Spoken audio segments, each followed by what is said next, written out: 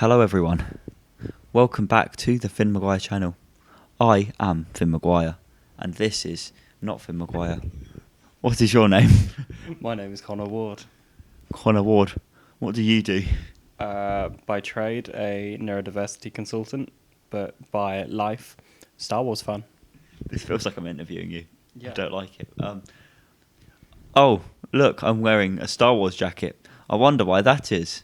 Oh, maybe because we've been at Star Wars Celebration Europe 2023 for the last couple of days, and we just wanted to talk about it because accessibility and stuff. Isn't that right, Connor Ward? That is very true. Cool. So, where do we start? First of all, please subscribe and please turn notifications on. That'd be great, and like the video as well. Thank you. There we go. Anyway, let's start at the very beginning. A very good place to start. Very beginning. Of time. Well, I was born on 21st December 1997. Cool. No one cares. And you, no, but that's fun because you were born on the Day before, just a few years later. a lot of years later. Yeah. But anyway, no, because it was me who started the ticket booking. That's where things started to go wrong, wasn't it? Well, look, we've been waiting years for this. Years. And then it was announced in London, so we were like, yay. I booked a hotel straight away. Like I saw the announcement happen, and within 5 minutes, I'd booked a hotel. But one thing that was missing from the ticket website was when the tickets were actually going on sale, which was quite weird, but also any information regarding how carers tickets work, because that's normally the most prominent thing. That's the most urgent question with any kind of event like this is how do you get an assistant ticket, and that just information wasn't present. And that information wasn't present for a while, was it? No, well, did it ever become present, really? Truly, until we emailed? I think it was after we'd bought the tickets. It was, yeah. Because we had to buy 2 tickets. Yeah, because of course, being autistic people, we usually get a carer ticket. It's worth noting it's not just being autistic. It's we both had care needs assessments that determined that we are at the level where we could benefit from having an assistant in certain environments. That's what I meant to say, but that option wasn't available, so we were forced to just buy 2 tickets instead. And it's worth setting the scene that this was weird noises outside Travel Lodge. It's worth noting that normally it's kind of standard at any kind of large UK scale event for this to be the procedure. However, this wasn't a UK event, despite it happening in London.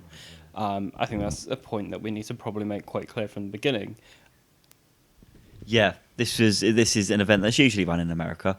Every now and then it comes to different countries, but instead of organising it as an event in a different country, they've kind of just imported the whole event as a package, picked it up and dropped it here, and not made any changes at all to adapt. And it's worth noting that accessibility in that front is particularly not compatible. So, for example, I remember in the earliest conversation saying, "Yeah, we'll have updated ADA guidelines soon," and I was like, "What does ADA mean? This is meaningless to me." So I actually asked, "What does ADA mean?" Because it was on a live chat, and they were like, "Oh, the American Disability Act." I was like, well, I'm not American and the event's not happening in America, so that obviously doesn't apply for this situation. Obviously, it was just them being used to what they were saying. And funnily enough, that actually came up in person over the weekend as well, but it wasn't an issue then. Anyway, it's a legal thing. It's not a person-centric thing. America have a very different approach to how we have things, where everything is very much still medical, very much still legal, whereas we're very person-centric and just want to do what's going to help the person most. This is irrelevant to the accessibility stuff, but also to do with the tickets, how the tax was not included within the website. Yeah. Which is another American thing, because they don't include tax until afterwards, whereas we do, and that made it also very confusing. More annoying than anything, because we were like, oh, okay, that's the price, and then, oh, of course, it's that much more. But, but we bought our 2 tickets because I was under the impression that was like, there is no way we're not getting the free carer in the situation. I know the Equality Act, I know that equal opportunity is there, etc. I knew that I could send the right email to get the right outcome. I didn't know how or when. We'll get to when. We bought the 2 tickets knowing that we'd have to refund one of them, which, for for a lot of disabled people, for a lot of people that need those access services, those funds aren't necessarily always available. You know, it's expensive up front anyway just for the ticket, never mind to have to buy 2 tickets when you're only budgeting for 1 as per normal. So I imagine there's probably lots of disabled guests in this country that missed out, which is sad. That is very true. I didn't even think about that. Did you not? No. But yeah, because even if you're going to get it refunded, you've got to have that money there in the first place. That's quite sad. And little did we know that they'd be sitting on our money for 7-8 months, I think it was in the end. I mean, yeah, the next few months after that was whole a back and forth process of emails that I wasn't as much involved in as Mr. Connor Ward here. So, what happened with the emails? So, in the initial back and forth, so after I'd bought the tickets, they'd finally had some guidance on what to do, because that's what they'd been saying all the way prior to the tickets going on sale. They were like, "Oh, we've not had the information yet," and it got to the day of ticket sales, and they were like, "Yeah, we still don't have the information." Which is like, you know, I think that in alone is probably a breach of the Equality Act somehow, because that is not allowing equal opportunity to gain a ticket, as I explained. So, yeah, I remember having a few email conversations where they'd finally gone, "Yeah, we'll be able to refund you." And then they ignored me for 4 months. Like, it was with them to follow up with. I was like, "Yeah, okay, cool, that sounds good." And they didn't reply for 4 months. And I'd sent a couple of emails in that time as well, and they just not said anything. It was like, what's going on? And I think they either the events company changed or they rebranded or something, because it was ReadPop. It's no longer ReadPop. It's something... Oh, is it not? No, it's something Expo something, which I've only recently noticed. But yeah. What else was there in advance? Loads of emails. What there was lack of just general accessibility information for ages. Like, we've only had stuff pop up in the last month, which, you know, the details, fair enough, they do normally only pop up closer to the event, but you normally try to provide at least something, you know, ahead of the event in decent enough time. Yeah. Because with an event like this, there's lots of queuing and people everywhere and lots of stuff to do. And, of course, you want to know about the accessible side of things for that. But nothing was even mentioned of that until recently. And I think from the provisions that I had seen on the website, it became very evident that they were prominently for physical disabilities. Right, yeah. Which is, you know, normally the case. Neurodiversity is a second thought. And, you know, the fact we still have to treat it in the disabled space is, you know, a certain conversation. But at an event like this, it should just be baked into the culture, especially because one thing we haven't acknowledged as well, Star Wars, it's a geeky fandom. Yeah. Where, you know, the realities are your percentage of neurodivergent attendees are probably going to be a bit higher than your average event. Yeah. Therefore, it should just be baked into the culture. But it was definitely not. So, did anything else happen pre-event at all? Do you know what? I can't remember. Did anything else happen? I don't know. Nothing huge, I don't think. It was all a blur, and there was lots of anger. It was just, yeah, like in... Oh, no, of course, when we actually got round to having the emails booked, like, we submitted the stuff to the carer system to then be emailed saying, "Yep, okay, I'm ready to refund the tickets only when you submit to the carer system." And I'm going, "But we just have, and we've got the tickets through." So at one point we had 3 tickets. But, yeah... and admittedly, part of it was my fault. I wasn't able to get to it for about 6 weeks. But yeah, we eventually got refunded last week. I was going to say it took them that long to refund it, a week before the event. Yeah, I mean, you know, 6 weeks of that was my doing, but on the grand scheme of the last, because it was June when we bought the tickets. Yeah, it was. So on the grand scheme, like it's them mostly. Over 6 months. And I believe there are still people just from word of mouth that still hadn't received their refunds actually going to the event. Wow. So, interesting. So, the event came around the corner. We were excited. Star Wars. Yeah, Star Wars, cool. We're going to have a great time. You know, everyone hypes up this big event. We're going to have fun. We got there and, well, where did we start? Well, no, let's start as we were actually walking through it. So the first thing we got to was that accessible security line. Yeah. And what was the first thing that happened? We went through the security barriers, the metal detector things. We went through, we walked through, everything's fine. And then the guy comes in, one of the security guards pushes us back through. As in, like, he physically... Like, so bear in mind, this is marked an accessibility line. And, to be fair to them, they had, like, specific marking saying neurodiversity. Oh, that's one thing that I missed from ahead. I'd been in touch with the, like, senior accessibility people, and they'd worked with a British consultant on this as well. So, you know, I think that injected a bit more of the neurodiversity side. That probably wouldn't have been prominent at all, to my understanding. But anyway, yeah, marked neurodiversity. There was like a brain icon, wasn't there? Yes. Along with like a wheelchair and all that stuff. But yeah, no, he physically, like, shall I demonstrate? Like, it was this kind of thing. Yeah. Like, he was like quite heavy-handed with it, like moving along, and it was, yeah. But we got sent back through, and no one explained why. Oh yeah, We just got- and it's worth noting that security as a whole is a pretty stressful experience for autistic people. Like wherever, you know, like security. Like I enter any shop I enter into, I'm already looking suspicious just because I'm not making eye contact. I'm normally keeping myself to myself, and I know like sometimes I will just walk in, do a lap to scan it out, and then leave. So like it's not a surprise, but yeah, like security I think is a particularly anxious moment anyway. So and it wasn't helped by that kind of thing. No. But, you know, we got in eventually. Our tickets didn't get scanned, weirdly enough, which is odd. But we got in. And then there's a massive room where everyone's meant to be queuing before the event itself actually opens. Just a huge hall where everyone's thrown in, grouped together in queues. Separate queues, that is. One of which was an accessibility queue. Well... But on the way to the accessibility queue, you had to walk past a DJ stage, like, and not just walk past, as in there was probably 5 meters that you had to be able to walk through right in front of a DJ stage that was blasting music, because, you know, get that Star Wars crowd hyped up. It wasn't even Star Wars music. It wasn't. It was just like some DJ. It was unnecessary. First of all, like, we're British, we're happy to queue. Like, you know, that's all we do. we don't need anything to entertain. So, you know, yeah, the fact that we had to go past that, as in, like, they were directing the accessibility patrons that way, was just, yeah, mad.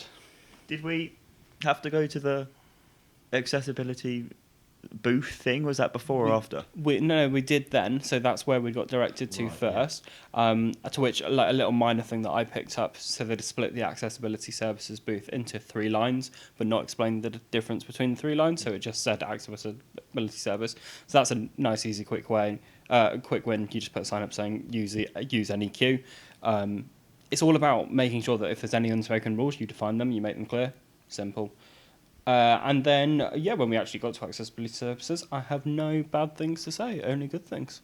Yeah, and there was a woman there that you mainly had a chat to explain everything that went wrong up until that point, and she was very apologetic and accommodating. And yeah, it's worth noting that I didn't just sit down and rant at this. No, I did not mean it. Like that. No, but I provided some feedback as to what I'd experienced so far, because, you know, as I said, there were some quite easy, quick changes that they could have made. Then tell the security man, stop touching the people, turn that music down. You can censor even that if you want, and just add a quick sign to say with either keys. Quite, you know, nice and easy, quick, easy things. And also at that inexpensive things as well. Worth pointing that out. Yes. And also at that point, we were given the stickers to put onto our badges to show that we were accessibility people. Should we address that right now? Sure. Yeah, so it's worth noting that over the weekend as a whole, the language difference between the American staff and British culture was rather noticeable, I think is the politest way to put it. It made me realise that we are very progressive in this country in terms of how we talk about, you know, anybody with any kind of difference in need to the majority of the population. Comparatively. Yeah. So what were we called over the weekend? We were simply defined as accessibles. Which, what? Yeah. As if that's a noun. So this is the thing. So what I learned is that in America they're referred to as ADA patrons. So as in Americans Disability Act, which I'm still not what I'm still unsure about that one is, if I visited an event in America, would I be covered under that act? Because by literal name, I don't think so. You're not American. Exactly. So I don't, which is why it's a bad act. But anyway, that's that's beside the point. Yeah, so we were referred to as accessibles, which was just weird. And it wasn't just once; like it was multiple times. It's like accessibles this way, as opposed to just saying. Yeah, like it was weird. Like it was very dehumanizing. I felt, especially because what that normally followed by was us being shoved into a lift, because of course we can't use escalators because we're disabled, and that's what it means. It means physical disability. That goes back to what you were saying about the split between a neurodivergency and just physical disability. Yep. We are both physically capable of going up and down stairs, escalators, whatever. More than happy to. I'm particularly keen to in instances because I don't want to take the space up from someone who needs it. Yeah. But yeah, we were like, it was just assumed that because that's how we go. And we had the button push for us as well, of course. Oh yeah, we had the button push for us because we're not capable of that. Even though they actually even blocked out the other options. That Yeah. But yeah. Just so we went to the right space, but just in case. Yeah. But yeah, so this was on the way to a screening of one of the panels, because we didn't... this is a whole other thing, right? Gosh. So in order to get into these panels at all, they had standby lines and accessibility queues and stuff, and it wasn't explained very well about how to go about it. But we were in the standby accessibility queue. Yeah. But it was for one of the screenings of the panel as well. Because we couldn't see the main panel. Yeah. Because you had to have I don't know, you had to be entered into a lottery thing for that. Yeah. Which is the whole other thing. But yeah, we were like, okay, so we'll go and watch it on the screening, because we still want to see all the announcements and stuff, and we want to be in with the crowd and enjoy the atmosphere. I'm getting the prop out ready. I want to see what this prop is. I'm very intrigued. They go in my ears. Oh, okay. So yes, we got into this. It's a conference room, maybe 1,000 people. It could fit in there. And first thing, we got in there. There's another DJ booth. This was 20 minutes before it started, maybe. It was longer than that. The whole time they were playing more DJ music into this room, and the volume of it. I have to wear these earplugs whenever it's too loud. I actually find myself having to rely on them less and less these days, because I find that generally people are reducing sound levels. I had these in minusing 25 decibels. These are my most extreme ones, and it was still painful. Yeah. Like, that's how loud it was. Yeah, it was stupidly loud, and I couldn't hear you talking to me, and you were sitting right there. Even like when I was leaning over, you couldn't hear. Yeah. Like, It was way too loud. And then we're like, okay, we'll be starting any minute now, we'll be fine. And then they were like, okay, right, we need volunteers from the audience, please. Can we get some volunteers? which is so vague in itself. Like, what for? Is it? Because, like, actually, funnily enough, where my head goes is someone needs some help. That's where my head goes. Like, oh, is anybody willing to help us assist with, like, someone who needs help? That kind of thing. Yeah. That's where my brain goes, but that's because of, you know, the field I work in, etc. But They didn't explain. They just said, we need volunteers for something. They went around the crowd and picked out 4 people who had... Was it 6? Oh, it was 6. Yeah, it was 4 on the right. Okay. So, yeah, 6 people that had no clue what they were volunteering for, brought them to the front of the stage in front of however many people and announced that they were going to be doing a dance-off before the panel started. Which, again, we're British people. We're very happy to just sit there and wait and, like, keep ourselves to ourselves. Yeah. It was obnoxious is the word that I would describe it as. Like, it was really in your face. You know, I think that shows the cultural differences in that, like, yeah, it's very culturally different from here to America. And like, you know, you can get into the kind of politics of that, but the accessibility side of it is the fact that the way these events are put on in an American point of view is they are very loud, very overwhelming, very intense. And that is something that causes more anxiety, more overwhelm for people like ourselves. Yeah. And then that happened, more loud music during that.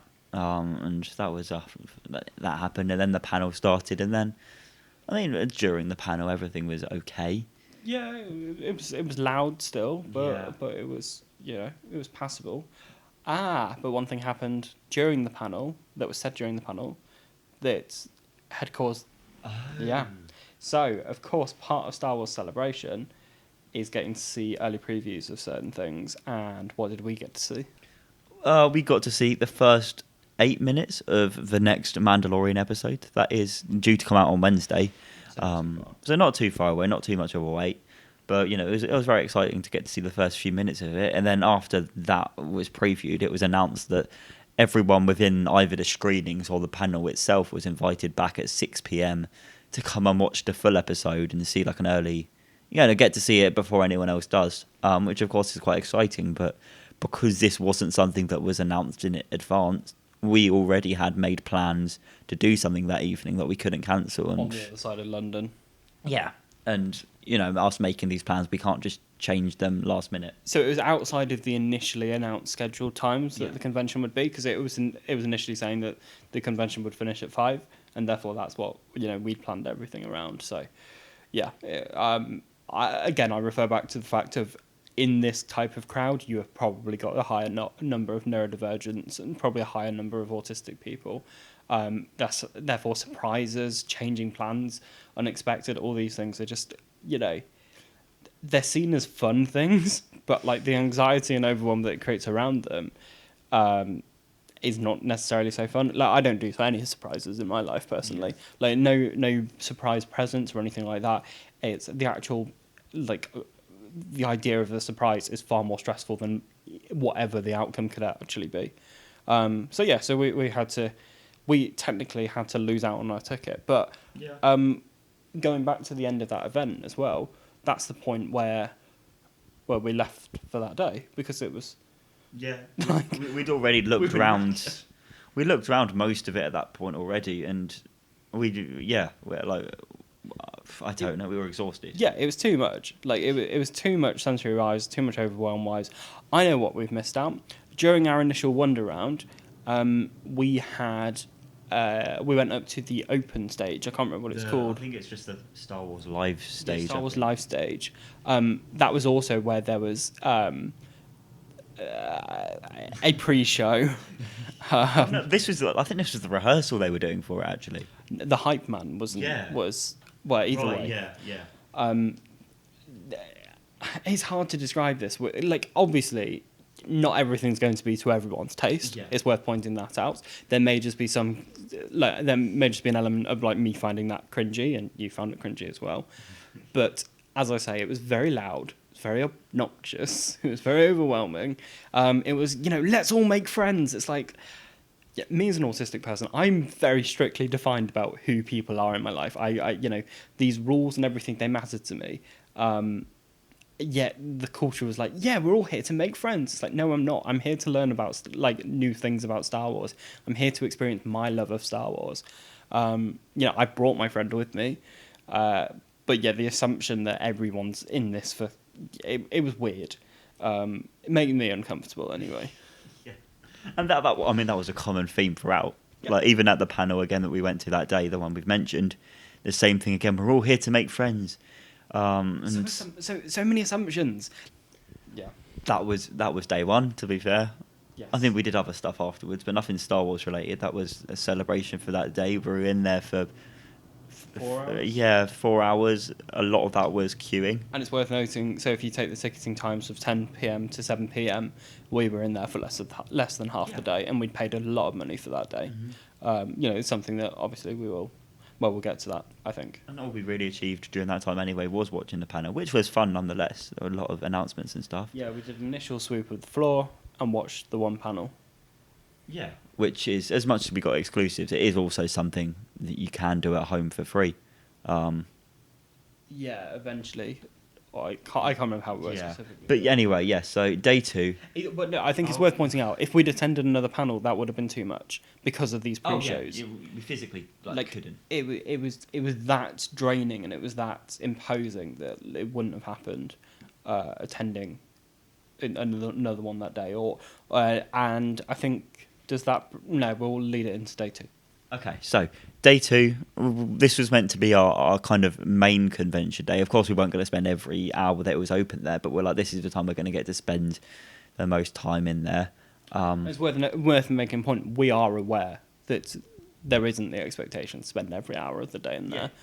However, So we got there. Our main plan for this day as well was we actually managed to get tickets for the @ÄSOKA panel in the actual celebration stage where they all are, and it's not just being streamed. So as soon as we got there, went through security, always smooth that time.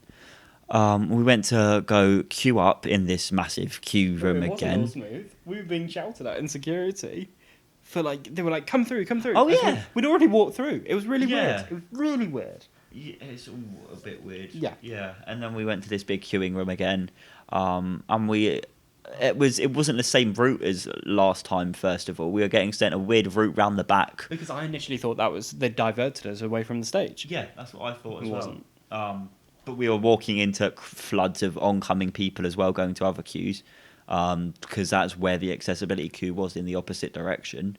So then we went to go find that queue. We found it. We stood in this queue for half an hour before we were like, oh wait, there's a queue over there for the stage that we need to get to, rather than just a regular like standby queue thing. So we'd been directed to the wrong queue. Yeah. We'd been in a crowded space for half an hour. Yeah, it wasn't a great start to the day. No, it wasn't. And then we went to go and get that queue, and your tickets didn't even scan anyway, which No. is a whole other weird thing. Yeah. But we got in there eventually. We managed to get through to the stage after walking the length of the XL. We had to go in a lift again because we couldn't go downstairs. no, we physically can't go downstairs. We managed to somehow get sit in the front row, which of course we aren't complaining about. This all It's well worth and good. noting, next to the lift is literally an escalator. Oh yeah, Yeah. yeah, there was, but we can't use escalators. So we got to the front row. All is good, other than the fact once again there is music blaring out even louder than last time. I nearly freaked out on the way in. Yeah. I- Even as we're walking in, it's really. As we walked in, it was so loud, so chaotic that I was nearly ready to yeet it. I think is the best way to describe it. But yeah, and we got put in a place. It happened to be the front row. I'm very grateful for that. Yeah. However, I don't think I could have really appreciated the fact we're in the front row because I was that overwhelmed by by everything that's happening. I'm really conscious of noise levels. I literally, Finn can see it. I have a widget on the front of my watch yeah. that detects noise levels. Yeah. That's how conscious I am of this. The legal decibel limit in the UK is 107. Yeah. So Finn, I've not revealed this to you because this is what I've been researching this morning. Oh, no. Can you guess what the level of sound was at? Well, assuming you're, I'm assuming it's higher because you're telling me. 100 and. We'll go 107 exactly. It was 107 exactly. There we go. At one point, though, it was 108. So they went over the legal limit. Yeah, I don't know the technicalities of length of time you're allowed to be exposed to that. But either way, I think the point is that any sensible, events company, that's the legal limit. That's your absolute max. If you're designing an event for people, our diverse population, Yeah. you don't have it that loud. You have it about 20% below that, which is still loud, actually. Even 80 decibels is loud. Yeah. But yeah, it was obnoxiously loud. Yeah, when I say the room was vibrating, I was not joking. Or I'm not joking. We sat down and the floor was shaking. You could feel it through your body. But because there was a point where you were trying to tell me that you were thinking of leaving because of how loud it was. But Yeah. once again, I couldn't hear you. And it's worth noting that there was things like, there was no chance if I'd left that seat, I wasn't coming back to that seat. Yeah. You wouldn't have been able to, guard it. It was not safe. I wouldn't have been able to stay there by myself anyway. No, exactly. I don't think either of us would have lasted. You basically had to sit in that room an hour before the panel Yeah. and be exposed to that for a long time. But as part of that gets to another pre-show. Yeah, well, I mean, I was going to say, you had your earplugs in again, which also Yeah. was still loud over that. I tried putting my AirPods in, did not help at all. I had my earplugs in. And I had to keep You putting did, my yeah. hand. I rarely have to do that. Like that, I feel really vulnerable when I have to do that because that for me is really having, because my earplugs are so subtle and that's how I like to manage it myself. I don't like to be rather visual about everything. But I was physically having to put my hands over my ears, which, again, it just doesn't make you feel valid as a human. It's very demoralising. But then, once again, with the main, or with the audience being so diverse, we 100% wouldn't have been the only ones. So it's just a bit stupid, really. But then we got onto another pre-show as well, this time picking volunteers from the audience all over again, 4 of them. See, it's worth noting, we actually did quite enjoy the concept of this one. This was quite funny. Did, yeah. But continue. So 4 people were brought up to do a kind of finish a lyric type thing, where they started playing the first few seconds of a hook of a song or something, and then they paused it, and then whoever's on stage has to continue it pretty much.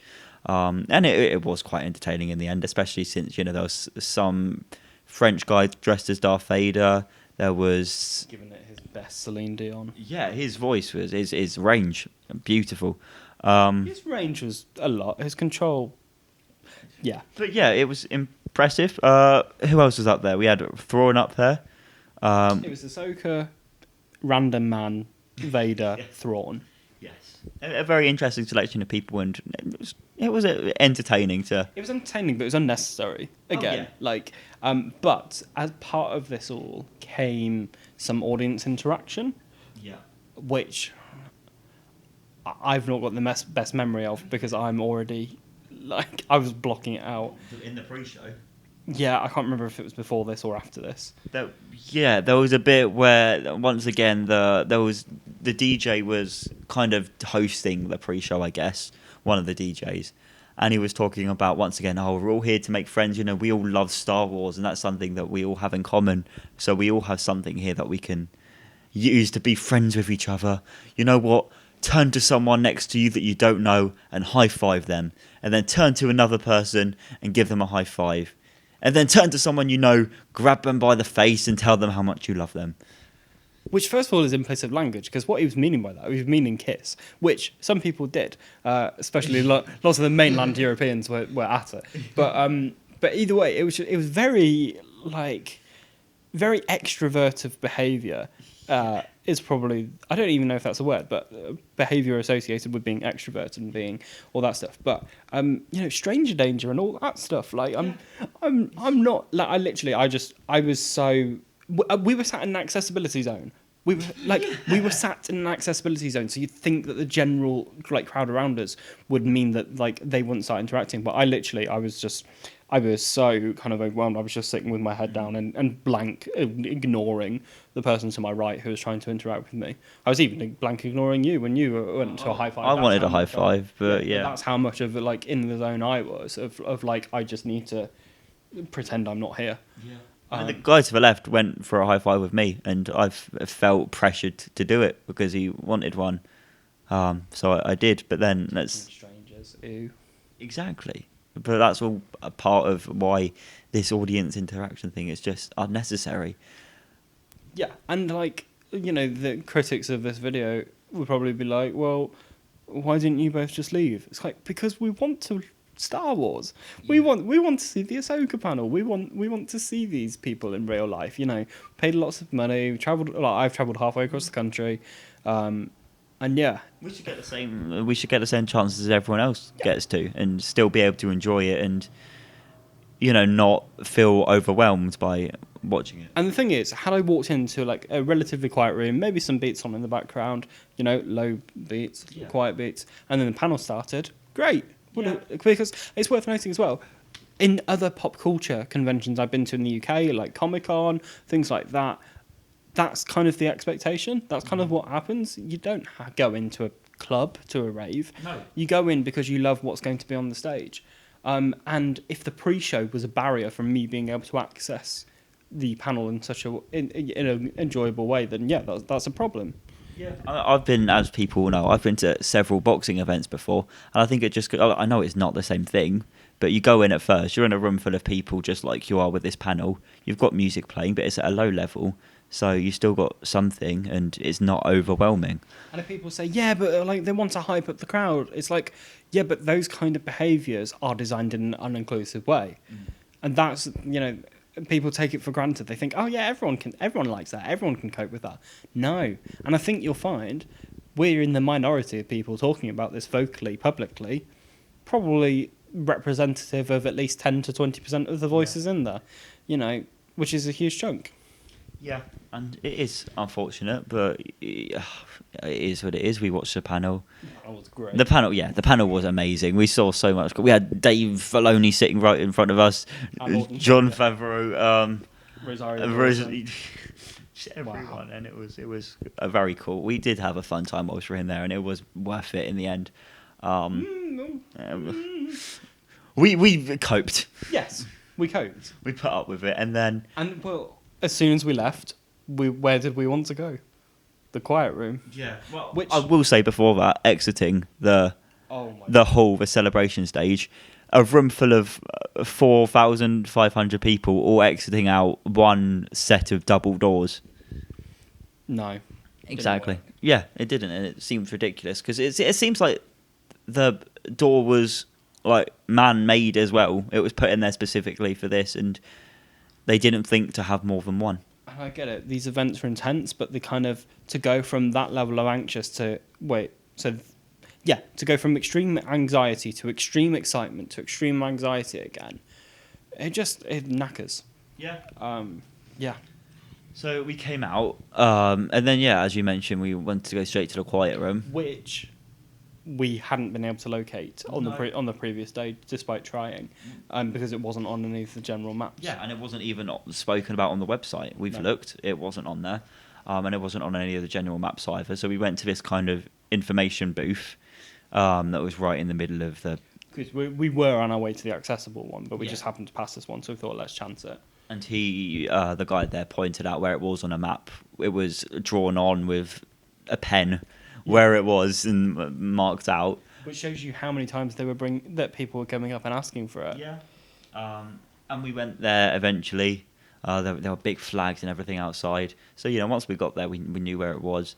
We went in, and it was a tiny room, smaller than this hotel room, even maybe half the size, if that. Basically, shove the autistic people in a cupboard; they'll be all right. Yeah.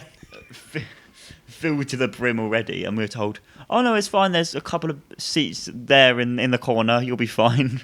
Yeah, and to be fair, so they brought in an external organisation to create those spaces, and I think they've done a good job with what they had, but they hadn't got enough space. No. So to put it into perspective, I've been to events at the XL before that have had quiet rooms probably 2 to 3 times the size for capacity of events that's somewhere between 5 and 10% of what Star Wars Celebration capacity is. So for me, that's inexcusable. And, and it was evidence to us that there was space because we wandered through. Yeah, we were wandering around afterwards, and we walked past. This wasn't even the room used for queuing. I think this was just a completely separate, empty convention hall that had nothing inside it. There was nothing going on. There was no other events in there, and it was just empty and quiet in there. And there were people sitting down in there, but they could have easily put a few chairs in there. Because that's the thing, a quiet room is like silent room, is what it is. It's for those in real need of decompressing. We could have both benefited from an in-between space that would have just been used to go from there to a manageable level. But because everything's still viewed in quite extreme ways of autistic people need silence or they need whatever. There wasn't quite the gradual adjustment that would have again provided benefit from, I'm sure, many others as well. Yeah, but once again, that was something we just had to cope with. In the end, we didn't sit in the quiet room, sensory room, whatever they called it. I walked out and I didn't even say a complete sentence to the person guarding it as such. I was just like, nope, full. Yeah, which it was. And you can't be letting people in there because I imagine they would have tried to stuff other people in with us as well. Yeah, it's worth pointing out. I was like, you could tell by my language, I was in a state where I was clearly. Yeah. So after that, we went back to the accessibility information thing again. Just back again. Yeah, same woman. She was lovely. And you gave all your feedback. We talked about what we needed to. It was all great. Then we went to do one final lap. Once again, just looking at a few final things. We went to go to the store for the show, which has a huge queue outside of it, and we wasn't marked out where the accessibility entrance for that was. We asked and we found it eventually. Yes, by a person in a purple jacket. And it's worth pointing out these people in purple jackets were dedicated accessibility officers, and all of them were great. Yeah, like every one of them that we encountered. Yeah, and we went in, and there was nothing we wanted, so we exited, and then that was pretty much it for us. Yeah, I think after paying all that money for an event that had so much hype built up to it. And that's the thing. We wanted to go to more panels. Yeah. Like the Clone Wars panel was 2 hours later. Yeah. We would, but had, to have to go through another pre-show, to have to do all that stuff again, it would have, I think both of us would have been having meltdowns actually in the rooms, which is, really humiliating. Yeah. So I don't want to be in that position if I can avoid it. The first thing we did was come straight back to the hotel. We didn't even hang around anywhere for food. We came straight back here. And we had to eat food in our hotel room. We ordered pizza. And we sat here with the lights off. Yeah. So here we are. We have tickets for today. Yeah, because today is Sunday when we're recording this. You had an outfit prepared for your third day of Star Wars that you didn't get to use. Yeah. Yeah.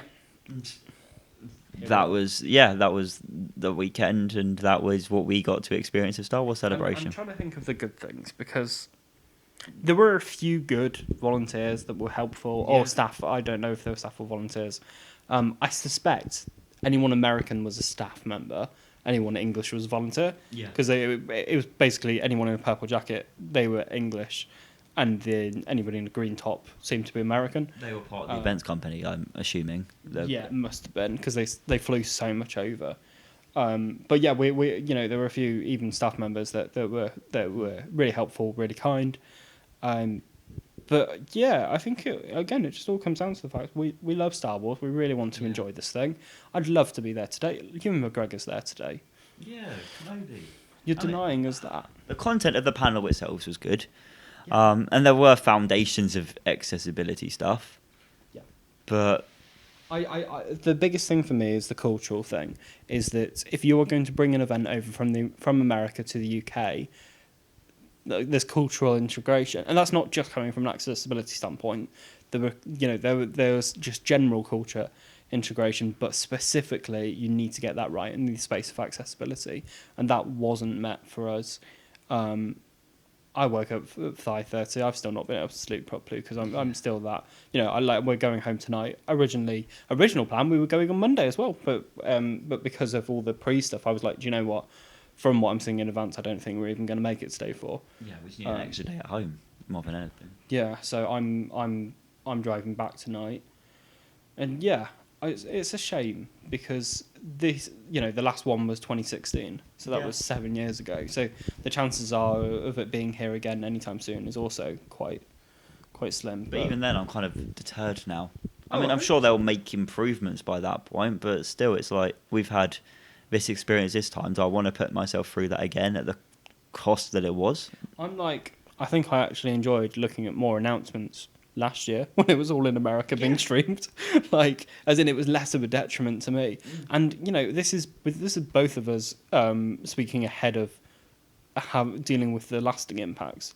Like the next week, I'm sure both of us are going to be not up to speed and not because it's been that tolling. So yeah, which is again real shame.